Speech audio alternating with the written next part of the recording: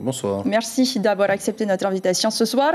Vous décidez donc de quitter le parti que vous avez cofondé parce que vous dénoncez des comportements que vous jugez inacceptables. Cela a débuté par le mariage de Thierry Alpha, on suppose, après la crise sanitaire. Il vous a tout de même fallu plus d'1 an. Est-ce que durant tout ce temps, vous étiez en porte-à-faux avec le gouvernement? Merci de m'accueillir d'abord. Et effectivement, ça fait 1 an qu'on essaye de faire entendre nos voix en interne, de faire évoluer le parti que nous avons fondé. Merci de le rappeler. Et ça n'est donc pas de gaieté de cœur aujourd'hui que nous prenons cette décision de partir, parce que ce parti, nous l'avons construit tous ensemble. Donc, ça n'est pas sur un coup de tête.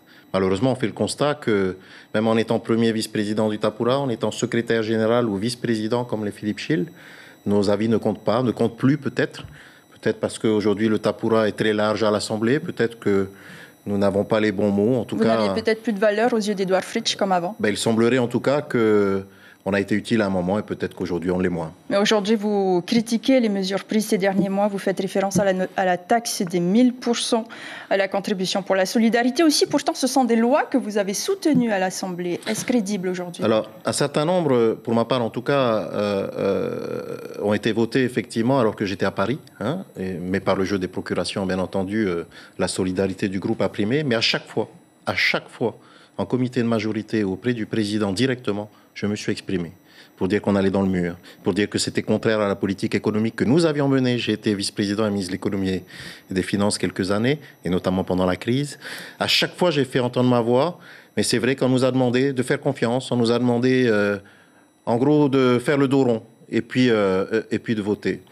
Je crois qu'aujourd'hui, la population a clairement répondu à tout ça aux dernières élections législatives, parce qu'au-delà de nous, c'est pas simplement nous qui ne sommes pas entendus, c'est la population lorsqu'elle s'est exprimée. Vous parliez de solidarité tantôt. Est-ce que pour vous, il était plus important d'être solidaire envers le parti plutôt que d'être fidèle à ses valeurs? Non, justement, et c'est pour ça qu'aujourd'hui nous sortons. Mais néanmoins, nous pensions aussi que ce gouvernement méritait une confiance que nous lui avons apportée de la part du Tapura, de la part des élus Tapura que nous étions. Le président a appelé notre confiance et nous lui avons donné notre confiance. Mais nous avons l'impression que c'est un mouvement qui va que dans un sens et que dès lors qu'aujourd'hui nous avons un discours discordant, dès lors qu'à chaque fois qu'un texte a été voté sur lequel nous n'étions pas d'accord, nous nous sommes exprimés, finalement nous nous sommes de plus en plus fait éloigner du président et de ses décisions. Force est de constater aujourd'hui qu'on ne compte pas pour lui. Voilà. Mais aujourd'hui, il n'y a pas de rancœur. On s'en va, mais on s'en va aussi proprement parce que nous les avons prévenus avant et nous souhaitons aujourd'hui préparer autre chose parce que je pense que ce qui intéresse les Polynésiens, c'est l'avenir. Mais est-ce qu'aujourd'hui le gouvernement, les élus, les maires pourront néanmoins compter sur votre soutien au Sénat? Toujours, toujours. Chaque mandat est différent et je me suis engagé vis-à-vis des maires, qu'ils soient Tapura ou pas Tapura d'ailleurs. Et j'ai déjà eu des contacts avec des maires non Tapura également lors de mon mandat. Et ça me semble important effectivement que je sois toujours fidèle à mes engagements. Parce qu'aujourd'hui, je n'ai pas trahi mes engagements, ni au Tapura d'ailleurs. On peut se poser la question de qui a trahi le Tapura? Qui a trahi ce qui a été dit devant les électeurs? Qui fait voter des lois et qui ne les applique pas pour soi-même? C'est pas nous.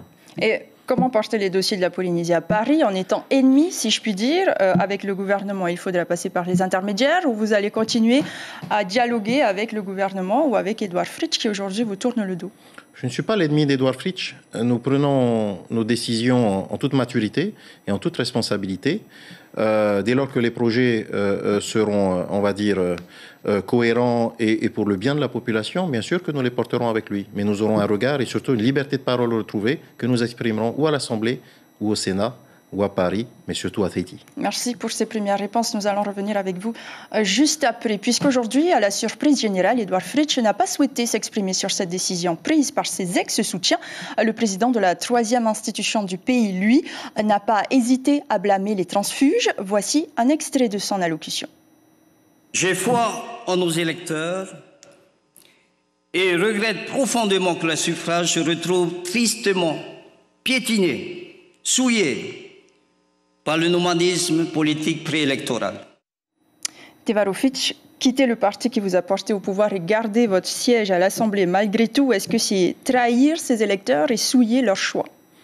D'abord, je trouve vraiment que M. Gaston Tong Sang n'est pas dans son rôle de président de l'Assemblée dans les propos qu'il a tenus. Parce que c'est le président aussi des non-inscrits, c'est le président aussi de l'opposition. Il s'est mis dans un rôle partisan. Il aurait dû venir dans l'hémicycle s'il voulait prendre part au débat politique. Ensuite, je crois qu'il est mal placé pour nous donner des leçons de morale. On se souvient tous des 10 ans d'instabilité politique qu'a connu le pays. Je crois qu'il a été l'un de ses artisans. Et malheureusement, je crois que tout le monde a encore en mémoire cette histoire de vaccination. Ces lois qui ont été votées, qui n'ont pas été appliquées. Donc je crois qu'il n'aurait dû s'abstenir de faire la morale aujourd'hui. Parlons du bilan d'Edouard Fritch, parlons du bilan du Tapura, parlons de l'avenir. C'est pour ça qu'est fait cette séance solennelle.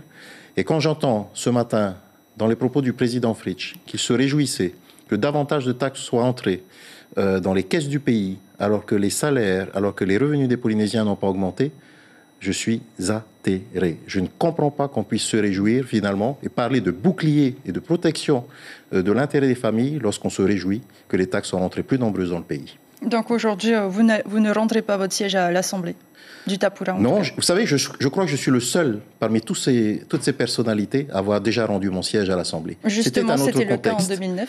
Absolument. Mais là, on n'a pas prévu un cas. Lorsque le président lui-même et le gouvernement ne tiennent pas la parole donnée devant les électeurs, lorsqu'ils font voter des lois qu'ils n'appliquent pas eux-mêmes, lorsqu'on a autant de mépris vis-à-vis de l'électorat, qui devrait démissionner à votre avis? La réponse est... La question est lancée. Alors, vous, Nicole Boutot et Philippe Schill aviez fondé donc le Atia Purinetia.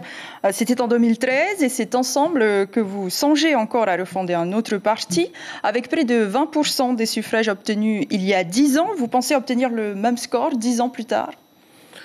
D'abord, on ne va pas refonder Atia Purinetia, c'était une autre expérience, un autre moment. Mais nous souhaitons proposer une alternative effectivement aux prochaines élections. Pas simplement nous, avec d'autres. Il faut aussi encourager le renouvellement politique et nous avons beaucoup de talents, de jeunes talents qui s'expriment auprès de nous, mais pas simplement des jeunes, de nouveaux visages aussi, qui depuis des mois nous poussent également à proposer cette alternative. Je crois que c'est le moment de le faire. Nous préparons un programme avant de parler des hommes et ensuite les hommes et les femmes qui souhaiteront l'appliquer. Pour terminer, Gaston Tangson parlait également d'alliance improbable. Une alliance avec Ahiré Yapurinetia, c'est oui ou c'est non? Pourquoi pas? Nous ne sommes pas du tout fermés à la discussion. Par contre, contrairement à ce que j'ai entendu tout à l'heure, ce n'est pas la question des places qui primera. Si c'était la question des places, il fallait mieux rester au Tapura.